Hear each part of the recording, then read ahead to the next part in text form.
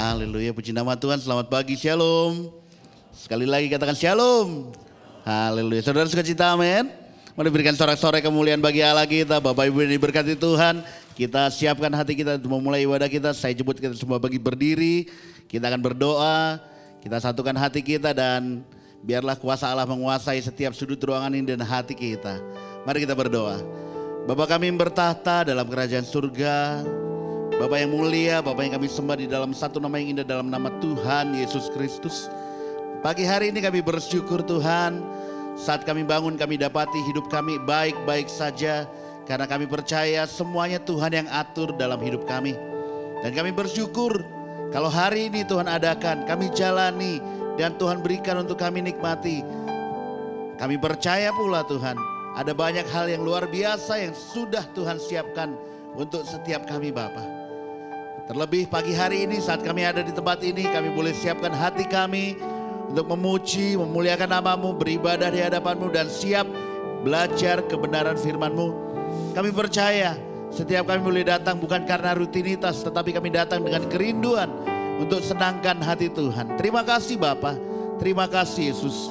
Biarlah kami boleh mengingat akan kebaikan-Mu, bahkan kasih-Mu, pengorbanan-Mu yang menderita di kayu salib untuk setiap kami ya Yesus Tuhan. Dengan apa kami mampu membalas kebaikan-Mu selain kami boleh datang dengan syukur, dengan hati yang menyembah dan memuliakan nama-Mu. Pagi hari ini Tuhan, kami minta kuasa Roh Kudus menguasai setiap kami, setiap tempat ini, setiap peralatan, setiap alat prasarana yang kami boleh pakai untuk memuliakan Engkau. Tuhan urapi, Tuhan kuduskan, bahkan setiap kami boleh dipimpin masuk lebih dalam hadirat-Mu Tuhan. Bertahta atas pujian kami ya Tuhan. Bahkan hadir di setiap ibadah di tempat ini di sepanjang hari ini. Dan nyatakan isi hati-Mu, firman-Mu buat setiap kami Bapa. Terima kasih Tuhan, terima kasih. Kami berdoa buat hamba-Mu yang siap untuk menyampaikan firman-Mu, isi hati-Mu Tuhan. Biarlah Allah mengurapi, memimpin hamba-Mu Tuhan. Terima kasih Bapa, terima kasih Tuhan. Dalam nama Tuhan Yesus Kristus kami berdoa dan bersyukur, dan bersama kita katakan amin. Mari sekali lagi berikan sorak-sorai buat Tuhan kita. Silakan duduk Bapak Ibu yang diberkati Tuhan. Haleluya, haleluya.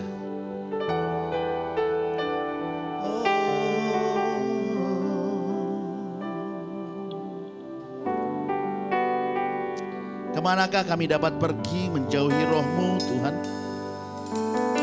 Kau selalu dekat dengan kami. Bahkan Kau Allah yang peduli dan mengerti setiap hidup kami. Setiap apapun yang kami kerjakan, bahkan pengabdian kami, sesungguhnya tidak pernah bisa membalas kebaikan-Mu, kesetiaan-Mu Tuhan. Sungguh mulia dan sungguh berharga. Izinkan kami datang hari ini di hadapan-Mu. Basuh kami dengan kuasa darah anak domba Allah, dilayakkan di hadapan-Mu Tuhan. hingga kami boleh berkata sungguh besar, sungguh indah Kau Tuhan.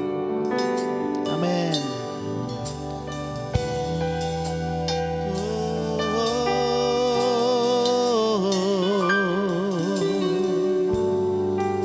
Mari bersama kita katakan, haleluya. Kemanakah aku dapat pergi, menjauhi roh-Mu yang suci, Kau sahabat,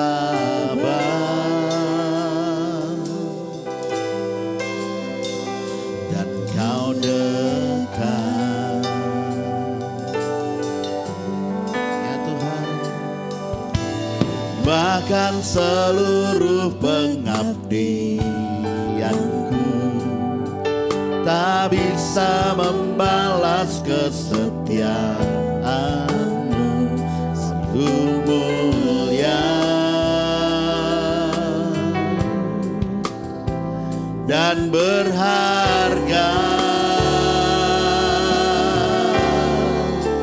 sungguh besar pengorbanan-Mu bagiku, terlalu dalam untuk dimengerti, sungguh besar, sungguh indah yang Kau pikirkan tentangku, tak terselami bagiku. Oh, sungguh indah.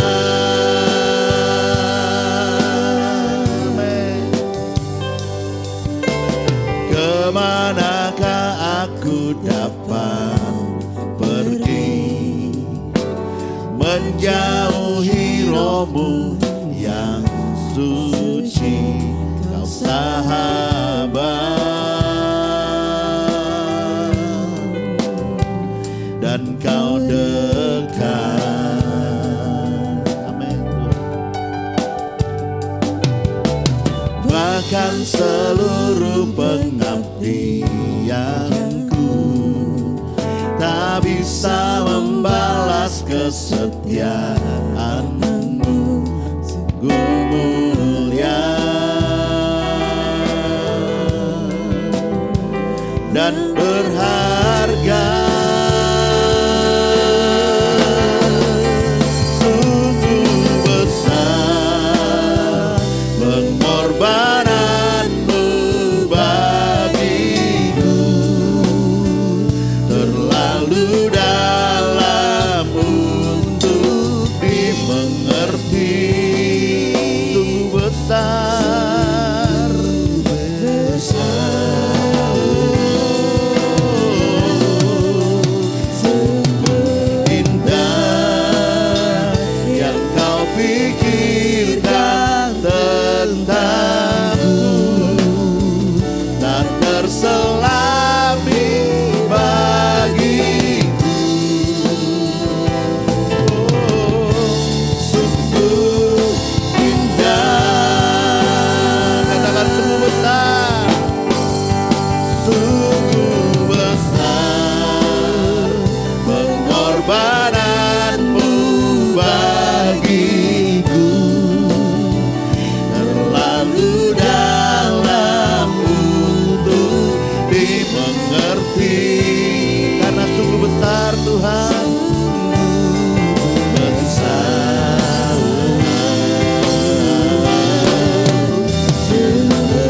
indah yang Kau pikirkan tentangku, tak terselami bagiku. Oh, sungguh indah, oh, sungguh besar. Mari katakan pujian di hadapan Tuhan.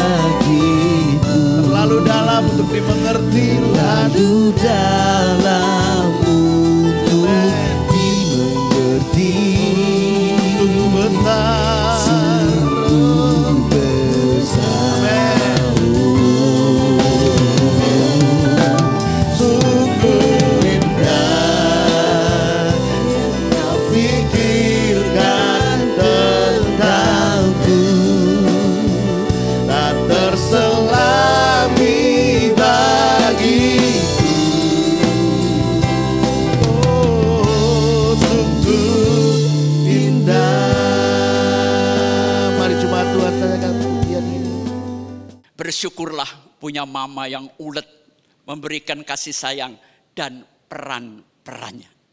Ya, saudara, saya ingin katakan, saat-saat sekarang ini adalah masa yang sangat sukar. Anda baca dalam kitab 2 Timotius, yang dimaksud sukar di sini gimana Pak Bengki? Gini, mungkin kalau Anda diam di Jakarta Barat, suka ke Central Park kan? Kalau Anda ke bagian pinggir di luar mall, ada lapangan besar. Di situ semua bawa anjing, saudara. Yang saya kaget, anjingnya itu ditarik semacam apa ya, dorongan anak-anak kecil, tapi lebih bagus lagi. Saya suka memperhatikan di situ, anjing-anjing bagus semua. Bahkan mereka lebih sayang anjingnya daripada pasangannya sendiri. Ini yang saya katakan masa yang sukar. Manusia tidak bisa mempercayai manusia lainnya. Saudara perhatikan, sekarang cari orang jujur susah nggak? Susah ya? Saudara, bos mafia itu kan penipu semuanya kan. Tapi kalau dia cari orang bendaharanya, dia minta yang jujur. Ironis nggak saudara? Bos mafia, tukang nipu, tukang rampok, tukang semuanya. Tapi kalau dia mau cari bendahara, dia cari orang yang jujur. Ini ironis. Ini yang saya katakan masa-masa yang sukar. Sudah saling tidak mempercayai. Di rumah tidak ada komunikasi. Makan bersama semua ribut dengan androidnya. Kapan kita ketemu? Nanti kalau sudah mati baru nangisnya gerung-gerung. Percuma saudara. Mama mati dikasih babi guling, dikasih apel. Waktu hidup kasih. Bukan sembayangan setelah mati. Amin. Ini hubungan sudah selesai, enggak ada. Cinta enggak ada, saudara. Sekarang ini saya ingin katakan sama anak-anak muda ya. Khususnya cewek-cewek. Kita kemarin menemukan satu modus, satu kasus, saudara. Dan ini terjadi kepada salah satu anak teman saya. Anaknya cantik, pengusaha hebat. Naiknya BMW Sport, saudara. Pacaran sama orang bule ceritanya. Menikah seminggu, bulenya ngilang, saudara. Sampai hari ini nggak ketemu. Bawa uang berapa M?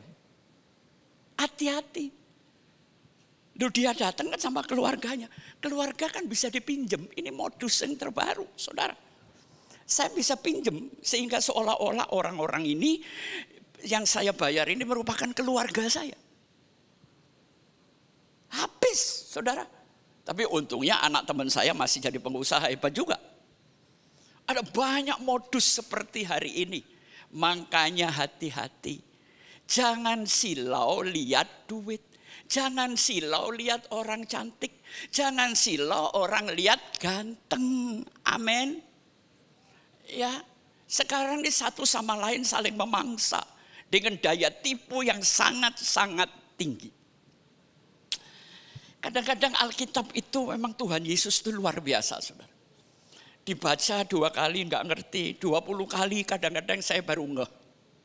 Sekarang saya kasih pertanyaan. Saudara, tujuan itu menentukan jalan atau jalan yang menentukan tujuan? Ayo coba mikir sebentar. Tujuan akan menentukan jalan atau jalan yang menentukan tujuan? Yang benar yang mana? Tujuan menentukan jalan. Itu logika Thomas. Ya. Tapi logika Bapa di sorga. Jalan yang menentukan tujuan. Tidak ada jalan lain sampai ke sorga. Kecuali lewat Tuhan Yesus. Ini gak pernah dipikir. Saya waktu baca itu baru kaget juga. Ternyata jalan ini menentukan tujuan. Saudara ngikutin pemikiran banyak jalan ke Roma kan? Itu keliru pemikiran. Di dalam Tuhan cuman ada satu jalan. Terus saya baca lagi. Tuhan tidak menghendaki kita menjadi saksi, bersaksi. Tapi Alkitab ngomong, hendaklah engkau menjadi saksiku. Tapi kebanyakan orang cuma bersaksi. tapi tidak pernah menjadi saksi. Menjadi saksi adalah kehidupan, menjadi saksi adalah keteladanan, menjadi saksi adalah contoh. Kalau bersaksi mah gampang, saudara. Coba teliti Alkitab. Tuhan tidak pernah menyuruh kita bersaksi, tapi Tuhan ingin kita menjadi saksi sampai kemana-mana. Hati-hati. Beberapa hari yang lalu ada anak muda nanya begini, Pak Pengki, saya sering mendengar khotbah Bapak, ya saya suka dengan khotbah Bapak, tapi kenapa Bapak selalu berkhotbah tentang perubahan? Karena ini Alkitabiah, saya jawab. Hendaklah pikiranmu diperbarui oleh akal budimu untuk merubah hidupmu, saudara. Hidup ini adalah perubahan. Saya menemukan foto saya sejak saya umur 9 bulan, Bu. Ternyata potret sudah ada. Saya duduk di kap mobil bapak saya. Lucu juga ya Pengki umur 9 bulan ya. Sampai hari ini saya punya foto, saudara. Nggak pernah sama. Saudara nggak bisa menginjakkan air kaki Anda di air yang sama. Nggak bisa, saudara. Karena sungai itu mengalir. Saudara nginjak sekarang, 2 detik lagi air baru. Hidup ini adalah perubahan. Itu dasar, saudara. Makanya saya tidak pernah lari dari konteks perubahan. Ya. Nah, saudara, saya menemukan ada 5 tipe manusia di dalam menghadapi perubahan. Yang pertama adalah orang yang mengubah sesuatu. Ini jumlahnya sedikit, saudara. Yang kedua adalah orang yang menonton sesuatu sedang berubah. Oh, ada demo, ada rame-rame. Dia cuma penonton aja dari dulu. Ini jumlahnya banyak. Yang ketiga adalah orang yang bertanya. Yang berubah apa sih, Pak? Ini orang beku, geblek ini, saudara. Apa yang berubah? Dan yang keempat, orang yang tidak tahu sesuatu sedang dan sudah berubah. Kita tetap dengan pola pikir lama. Enggak bisa Bapak Ibu. Tapi yang terbanyak ya adalah orang yang menentang perubahan. Kita enggak bisa di zona nyaman. Saya sering ngejelasin, kita harus keluar dari area yang saya tahu menuju area yang gelap yang saya belum tahu. Kalau Anda mau akses loh sekarang ini, ya. Makanya belajarlah hal-hal baru yang sebelumnya saya enggak tahu. 15 tahun yang lalu.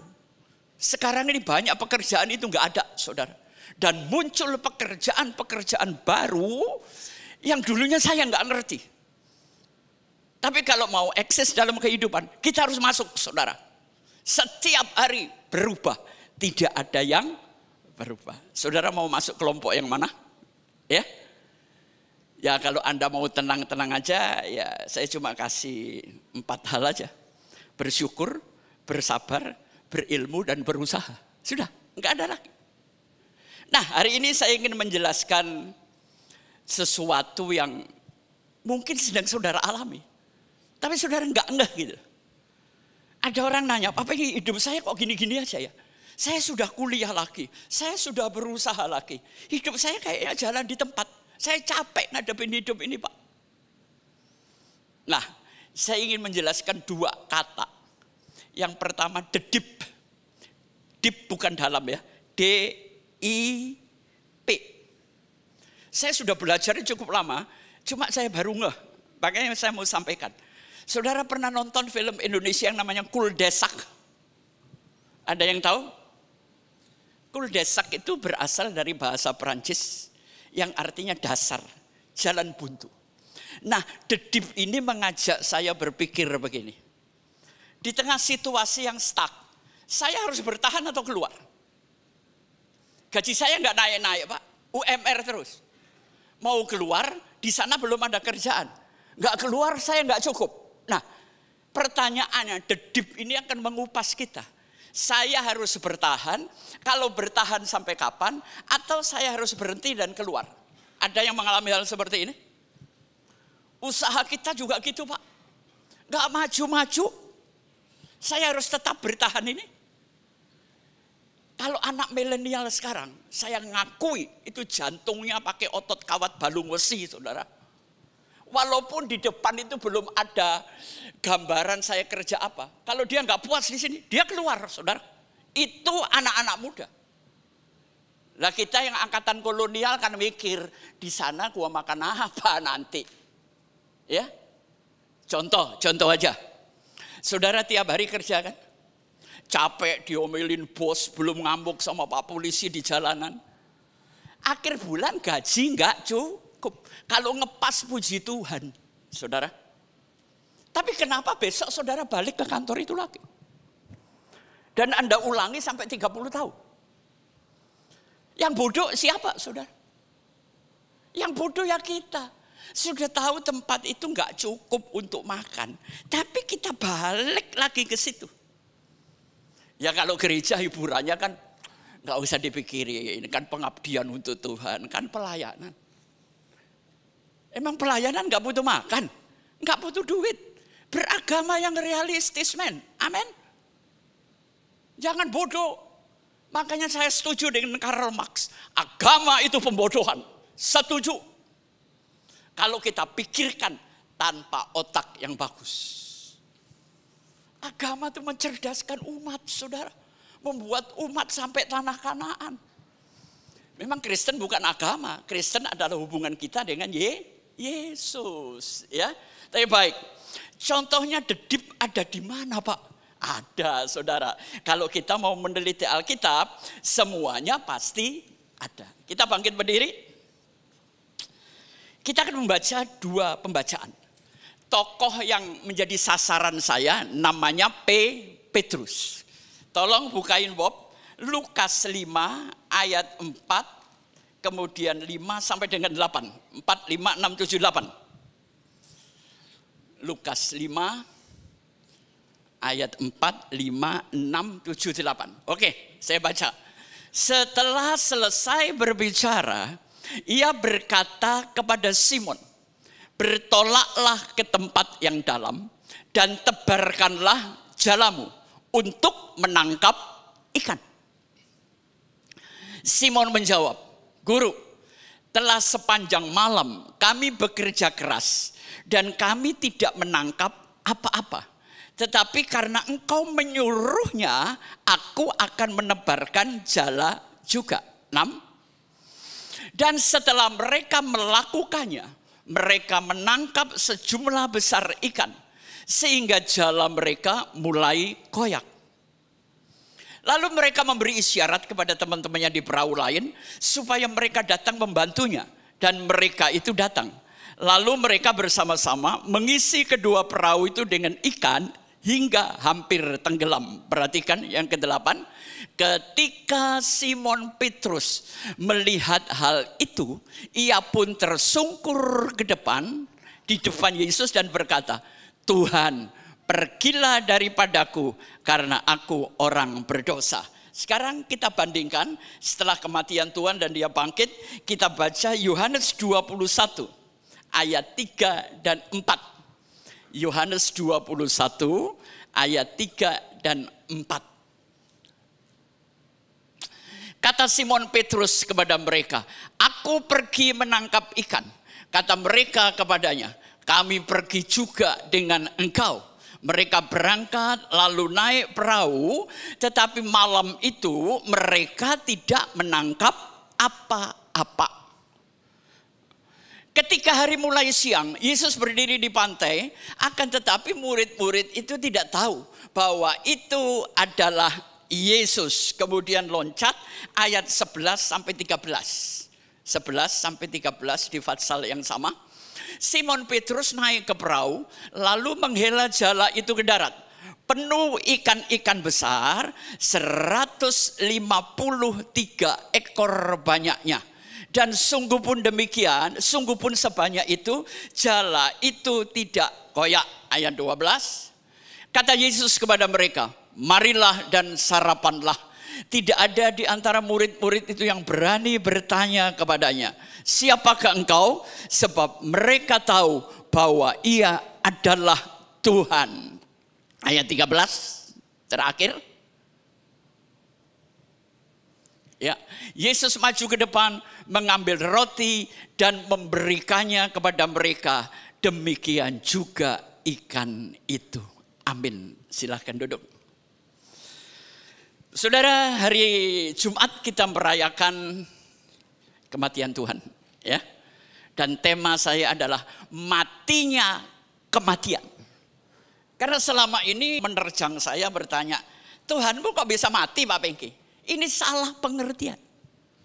Nanti hari Jumat kita akan mengupas matinya kematian. Kematian itu bisa mati, saudara. Gimana Pak? Ya datang aja di jam saya hari Jumat ya. Saya nggak tahu. Saya dapat jadwal jam berapa. Tapi temanya matinya kematian. Ada satu inti yang bisa membuka cara kita berpikir. Tapi baik, saya akan mulai dengan the deep. Jadi deep di sana di sini adalah DIP, satu istilah, saudara. Nanti saya jelaskan lewat multimedia, akan lebih jelas. Dan kuldesak, kuldesak ada filmnya. Indonesia bikin film dengan nama kuldesak. Kalau kuldesak itu artinya dasar sebuah tas, artinya jalan buntu. Itu kuldesak, saudara. Nah,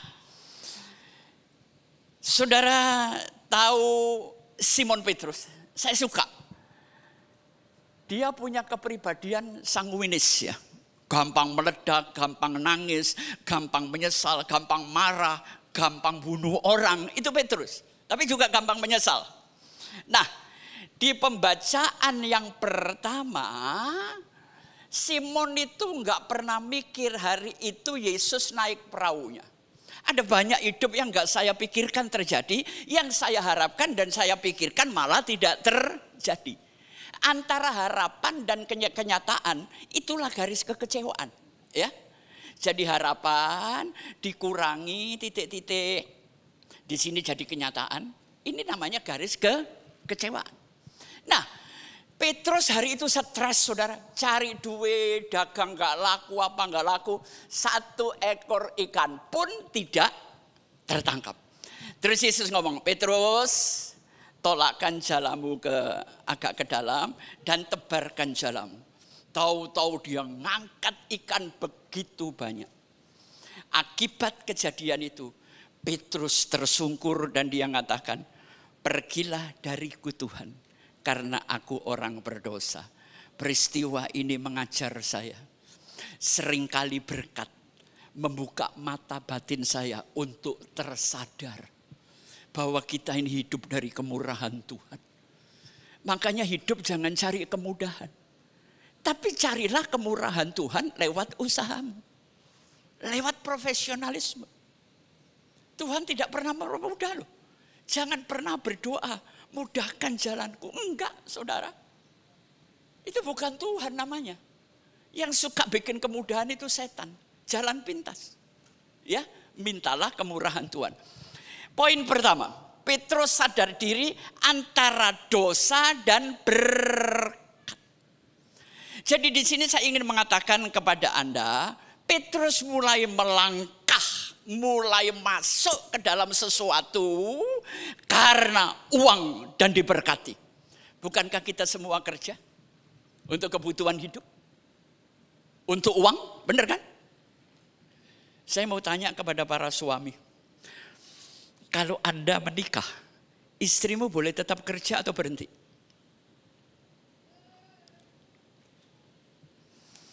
Anak perempuan saya dulu kerja. Di Jakarta kalau dua-dua nggak kerja di awal pernikahan itu berat. Tapi setelah suaminya sukses, saya bilang sama anak-anak saya, kamu berhenti kerja. Rawat anakmu. Lebih berharga dari seumur hidup kamu dapat gaji. Dan mereka nurut. Selama belum cukup, oke. Tapi kalau suami sudah lebih dari cukup. Tapi ada anak pertama saya ngeyel. Loh ini kan demi karir saya, bukan soal uang Pak. Oke. Berapa gajimu? Anakmu mau jadi apa? Kalau memang Anda cukup, ya suaminya sudah cukup untuk menghidupi, saya minta para wanita rawat aja anakmu baik-baik. Amin.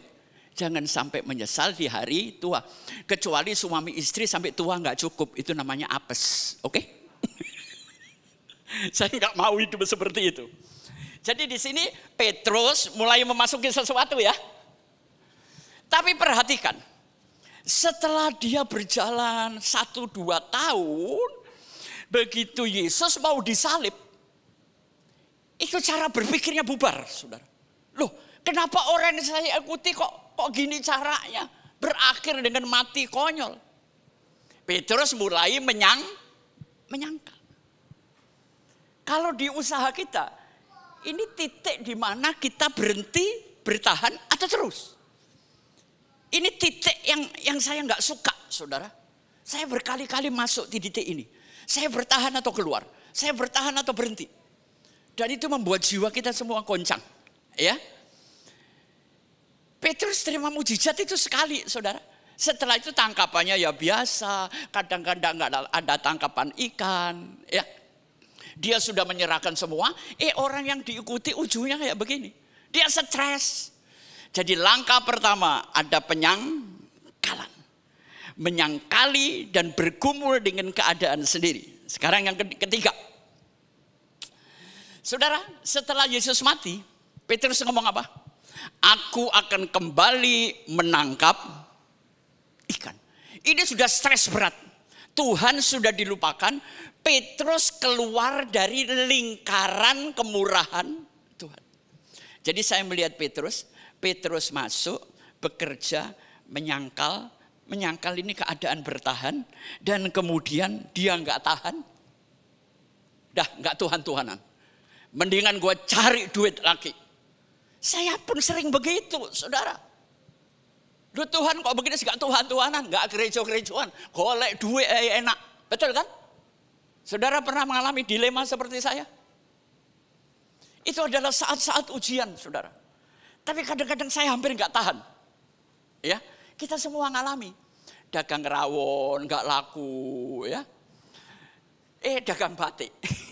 Dagang batik nggak laku, buka bengkel. Terus kita mau jadi apa kalau gitu terus, saudara?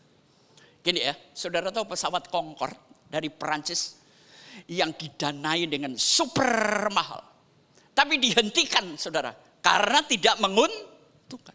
Kalau diterusin, Perancis jebol. Kalau dihentikan, investasi terlalu gede. Nah kita seringkali ngalami seperti ini. Terus enggak ya, berhenti enggak, keluar enggak, bertahan enggak. Itu berkecamuk dalam diri seseorang. Ya, modal yang saya tanam terlalu besar Pak. Belum ada untungnya, balik modal aja belum. Terus kita mau berhenti? Kalau memang diperlukan, berhenti. Biarlah rugi, tetap rugi dengan investasimu. Daripada ruginya menggulung. Dan saudara selesai. Mengambil keputusan itu ada caranya. Nanti saya kasih tahu. Saudara punya mesin kecerdasan. Ada 5 macam mesin yang saudara nggak sadar. Nanti ya saya jelasin sebentar lagi. Saudara, ini terulang lagi. Saudara tahu namanya déjà vu. Kadang-kadang saya ngelewatin satu tempat. Kayaknya saya pernah di sini ya. Tapi saya lupa ada peristiwa apa. Tapi saya pernah di sini. Itu istilahnya déjà vu. Kita semua ngalami. Nah Petrus ini mengalami déjà vu kedua kalinya. Waktu Yesus bangkit, Petrus dan kawan-kawan lagi nggak pakai pakaian, cuma pakai celana kolor aja. Karena ribut soal ekonomi, jadi nelayan cari ikan. Tahu-tahu Yesus datang.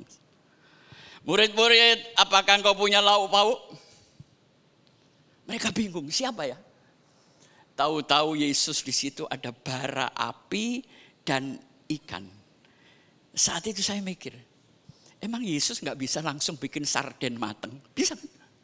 Atau ikan pindang mateng, tongol mateng, bisa kan? Kenapa harus dimulai dengan pembakaran? Ikannya ikan mentah. Ini déjà vu, saudara. Mengingatkan Petrus. Petrus, ingat akan panggilanmu. Pertama kali engkau ketemu dengan aku. Makanya kalau saudara sedang dilema, stres, ingatlah kasih Tuhan yang mula-mula. Amin. Saya balik, saudara. Aduh, ampuni saya Tuhan. Dalam menderita nggak apa-apa, gua balik aja dah. Ya, saudara, saya mau tanya. Waktu Yesus bangkit naik ke sorga, tubuhnya, tubuh apa namanya? Kemuliaan. Saya pikir itu tubuh yang sempurna. Tapi lo enggak loh saudara. Dia ketemu Thomas. Thomas, ini lubang di lambung, masukkan jempolanmu. Ini lubang di telapak tangan, masukkan telunjukmu. Lu kalau tubuh kemuliaan, kenapa lukanya nggak dihilangkan? Masa lalu itu menjadikan Anda hari ini, kalau Anda berpikir baik. Lubang, biarlah lubang. Hidup yang terluka, hidup yang cacat, itu membuat kita akan maju. Amin. Ya, Yesus tidak menghilangkan kok lukanya. Dia nggak malu dengan lukanya. Dia tubuh kemuliaan loh. Terus tubuh kemuliaan, Yesus ikut makan nggak? Bingung saya ngelihat saudara. Apakah nanti saya di akhirat juga tetap makan ikan pindang, makan steak, makan urap-urap? Loh Yesus makan loh saudara. Tapi kita nggak usah mikir nanti gitu. Kita gila di tempat ini kalau mikirin gitu. Entar aja kalau saudara nyampe sana kasih tahu saya. Atau saya duluan saya kasih tahu Anda. Amin. Jangan mikirinnya nggak prinsip. Yang penting saya bangkit bersama Yesus. Saya bersama Yesus ada di sorga. Amin. Pikirkan yang prinsip. Yang nggak prinsip itu biarin aja. Ya. Saudara tuh senang kan melihat gosip yang nggak prinsip-prinsip. Yang prinsip malah males baca kan. Ya, HP itu gunanya untuk kepentingan Anda. Bukan untuk dengerin ini. Oh, itu kemarin baru cerai. Baru nikah cerai. Loh, anaknya dibuang. Lama-lama kita gila nonton HP, saudara. Makanya saya nggak pernah mau. Gunakan HP-mu untuk bidang kerjamu. Selesai. Untuk cari duit lah. Untuk hal-hal penting. Pengumuman gereja. Nah, itu penting. Saudara perhatikan. Setelah Petrus mengalami itu, ayat tadi ngomong apa? Ia tidak bertanya siapa dia. Tapi kesadarannya muncul, dia masuk kembali. Ya, jadi Petrus mulai karena finansial, karena perut, tapi kemudian kerjaannya sepi, dia mulai menyangkali pelan-pelan, ya. Dan yang terakhir Yesus datang kembali, dan yang terakhir kali, ya, kita baca 2 ayat aja. Kembali di Yohanes 21 tadi. Ada tema gembalakanlah domba-dombaku, ya. Tolong Yohanes 21 ayat 15 sampai 17, ya. Kita bangkit berdiri sebentar karena fisik ini perlu digerakkan, saudara. Saya tahu pagi dingin ngantuk, itu satu kesatuan. Sesudah sarapan, Yesus berkata kepada Simon Petrus, Simon anak Yohanes, apakah engkau mengasihi aku lebih dari mereka ini? Jawab Petrus kepadanya, benar Tuhan, engkau tahu bahwa aku mengasihi engkau. Kata Yesus kepadanya, gembalakanlah domba-dombaku. Udah satu aja, titik, semuanya sama. Silakan duduk. Kenapa di antara semua murid yang dipilih cuma Petrus? Dapat amanat agung. Makanya orang itu nggak bisa lihat dari penampilan, ya.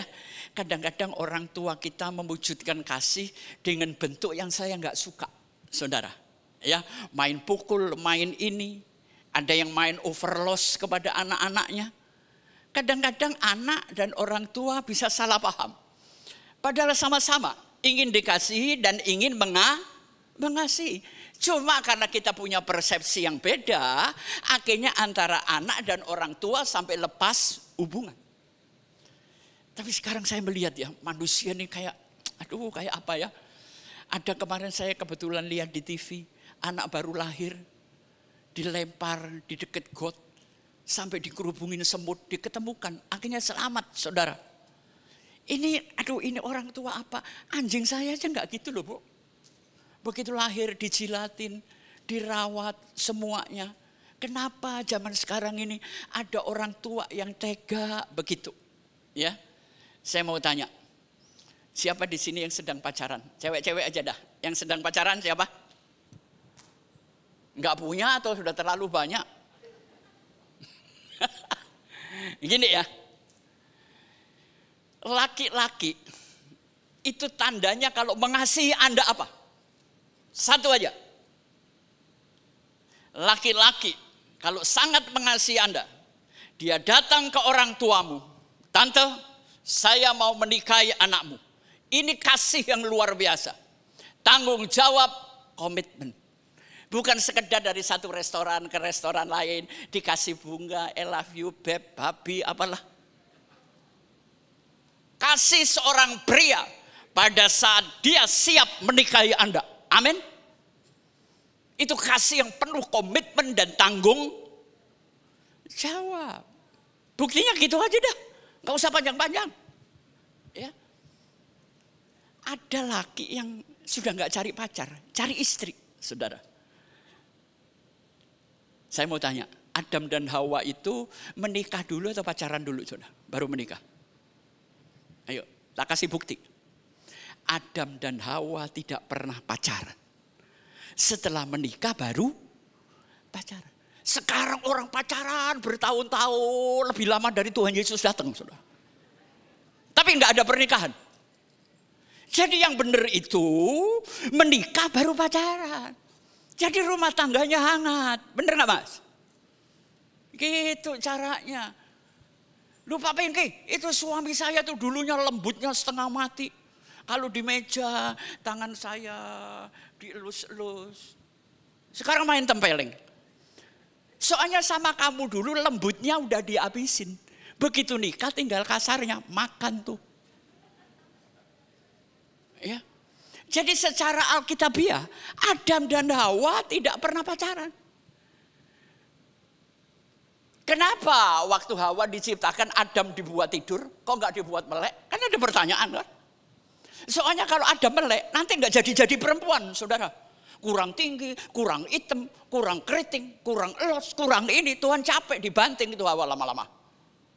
Makanya laki itu kalau sudah menikah itu merem, amin. Nah cewek-cewek kalau sudah menikah sumpelin kupingnya sama kapas paling tebel. Karena penyakit cewek itu di kuping, penyakit laki ini di mata. Iya kan? Saudara lihat, suami jarang mau ngedengerin yang macam-macam. Tapi matanya liar. Sudahlah saya laki, Anda laki. Emang kalau pendeta lihat cewek cakep gak nengok? Putus lehernya. Gak usah munafik hidup itu. Amin. Saya ada cewek, ada jemaat cakep. Oh seneng saya ngelihat. Saya khotbahnya bisa lebih lama, Bu. Makanya waktu kita masih kebaktian di bawah. Wadah anak-anak muda bikin saya sempoyongan, Bu. Mode itu dari dulu sampai sekarang kan sama, Bu. Atas ditarik ke bawah, bawah ditarik ke atas. Cuman itu aja mode. Betul enggak? Itu ada 3 orang anak. Cakep, Bu. Masih muda. Itu pakaiannya semuanya tanah longsor, Bu. Gua kan bingung di sini. Buka Yohanes sampai kitab Wahyu enggak ketemu-ketemu, Bu. Lo mau enggak ngelihat kelihatan, Bu. Namanya juga mata laki. Amin. Enggak ada orang itu otot kawat balung besi kayak Gatot Kaca, enggak ada, Bu.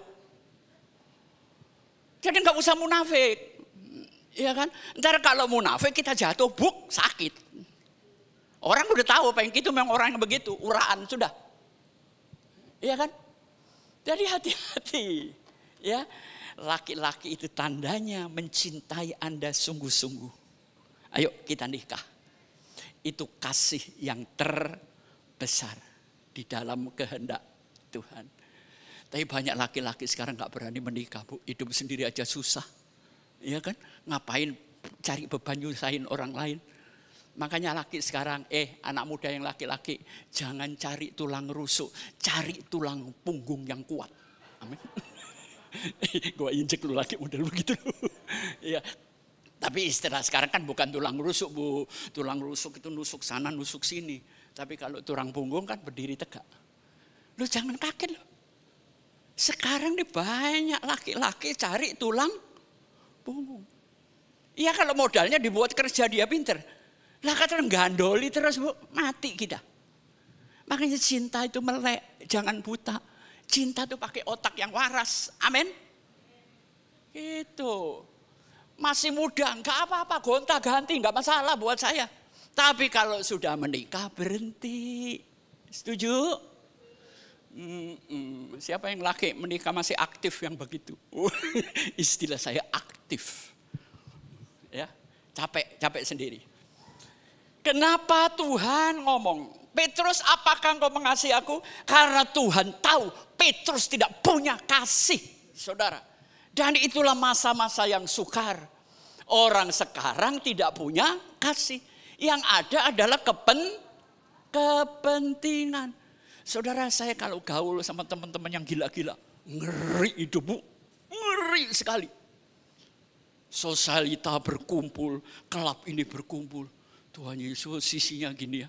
Saya cuma kepingin tahu aja di dalam. Atas nama sosial, aduh ngeri, Bu. Ngeri. Sorry ngomong dalam tanda petik, semuanya jualan di situ, Bu. Saya nggak mau menghakimi sebelum saya tahu. Saya terjun sendiri. Saya lihat, saya buktikan. Wih, gila. Ya. Hati-hati. Jangan sampai jual Tuhan Yesusmu, anak-anak muda. Amin. Ya, jangan. Apapun terjadi jangan, saudara. Duh Pak, nanti kalau misalnya muncul itu si Dajjal, kita disuruh milih. Yesus atau mati? Ya nggak usah ngomong sekarang. Ya, ntar aja. Tapi saya mikir, saya itu yang sedih lihat cucu-cucu masih muda-muda. Kalau zaman sulit itu datang.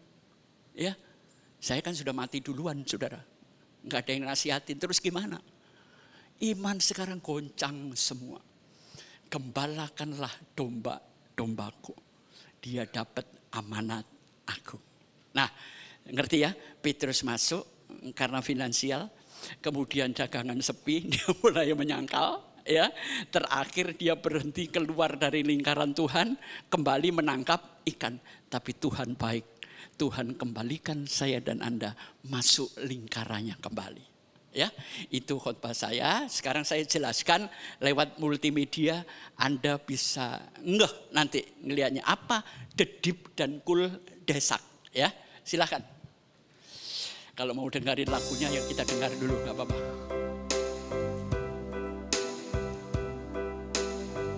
Ya. Dipakai iya. Kul desak itu jalan buntu.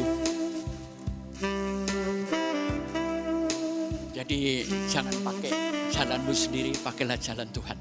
Ya, bukan tujuan menentukan jalan, tapi jalan Anda akan menentukan tujuan Anda. Itu cara berpikir logika dalam Tuhan. Oke, naik satu. Ya. Berhenti untuk hal yang salah, bertahan untuk hal yang benar, terus untuk perubahan dan adaptasi. Itu nasihat saya. 3 ini ya. Berhenti untuk hal yang salah. Berhenti sekarang juga. Bertahan untuk hal yang benar. Walaupun banyak goncangan.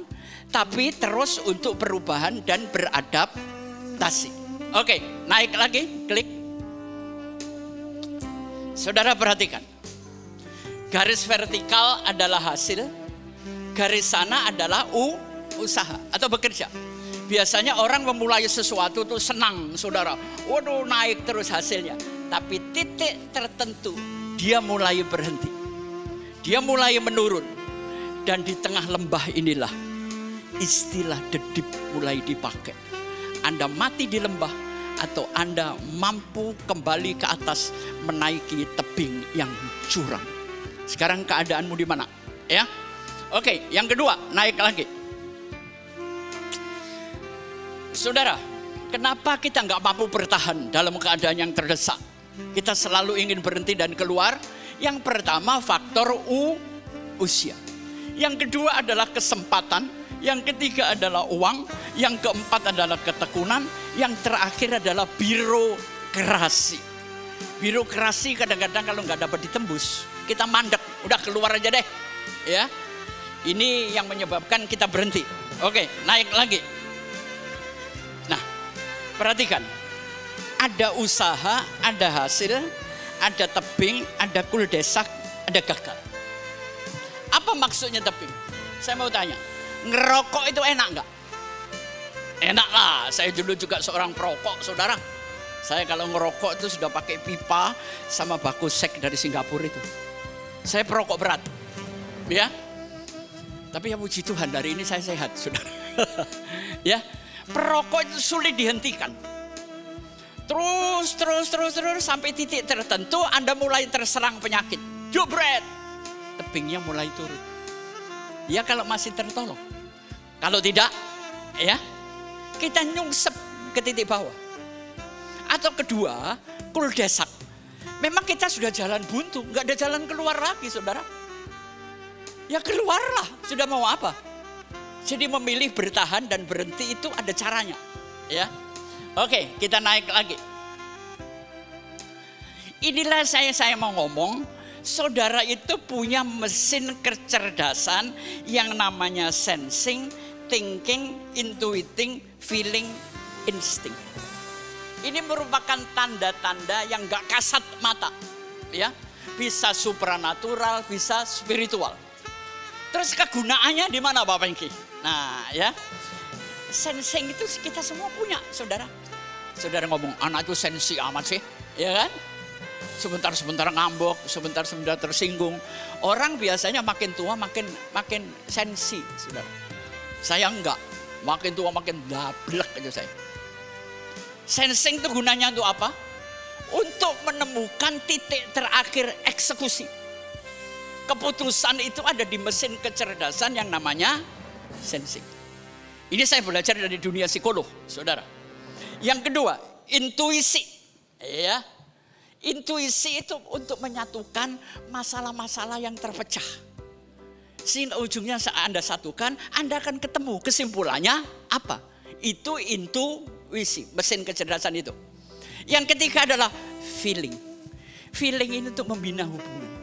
Saudara kalau ketemu seseorang, pasti baca mukanya, baca track recordnya, walaupun penampilannya sopan. Ini mumpung saya ingat ya. Ini ilmu saya dapat dari Pak Johan Kramer, bapaknya Andreas. Saya selidiki terbukti, Pak Pengki, hati-hati sama laki yang terlalu sopan. Sangat aturan. Itu Johan yang ngadu bilah. Ternyata saya selidiki, Johan bener. Mendingan dapat laki yang agak brutal, agak kasar, itu biasanya baik.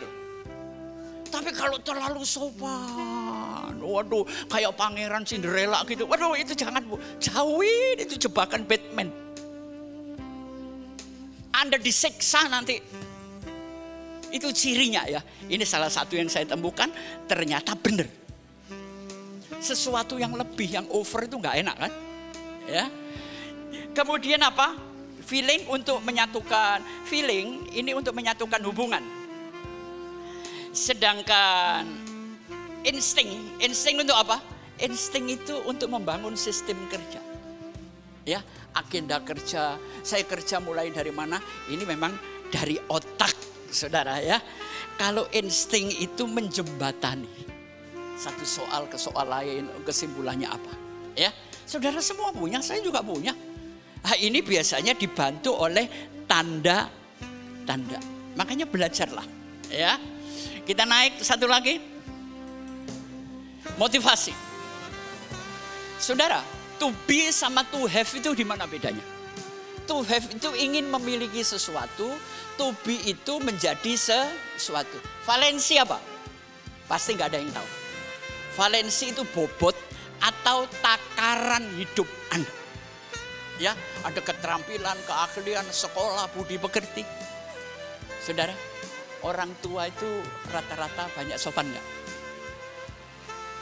Zaman saya kecil nggak ada agama, cuma diajar budi pekerti, sudah. Perilakunya lebih baik kan? Sekarang agama diteriakkan di mana-mana, budi pekertinya nol. Ajarin tata cara, etika, ya. Jadi motivasi, saudara semua ingin to have ya, memiliki sesuatu. Bukan dengan memiliki sesuatu Anda bisa menjadi sesuatu, itu terbalik.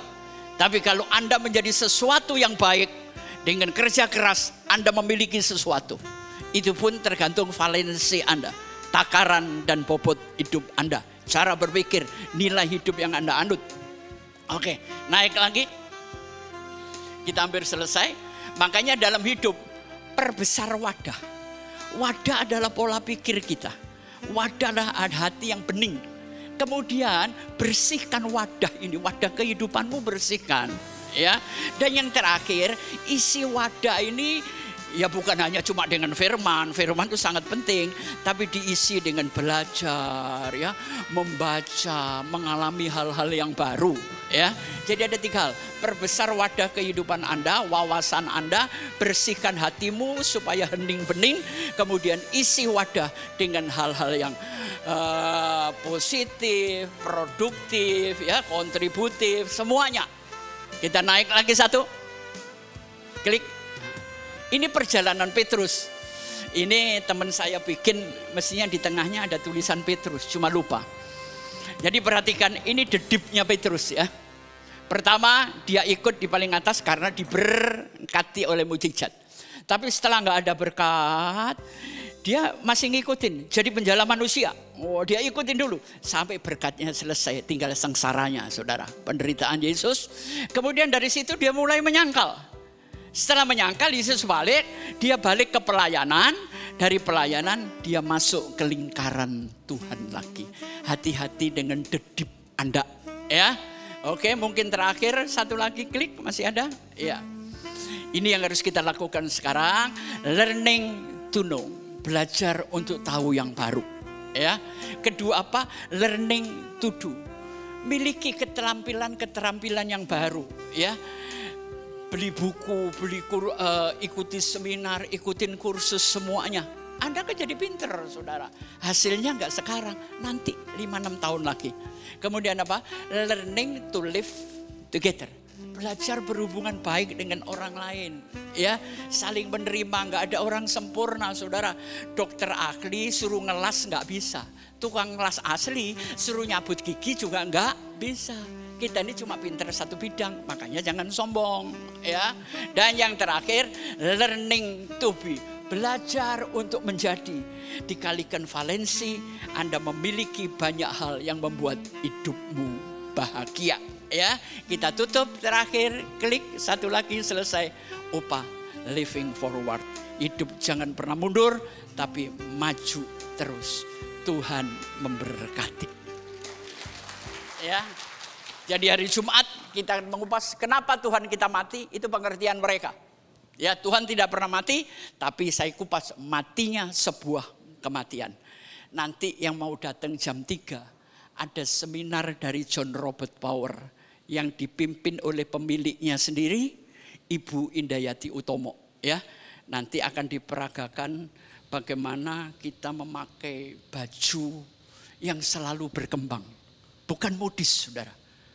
Anda berkarier sekian tahun, bajunya harus apa? Ya, Anda kalau belajar ke sana cukup mahal, karena Ibu In teman baik saya, dia mau mengajar. Nanti jam 3 sampai minggu depan, setiap jam 3 di sini selama 8 kali ada seminar-seminar yang membangun.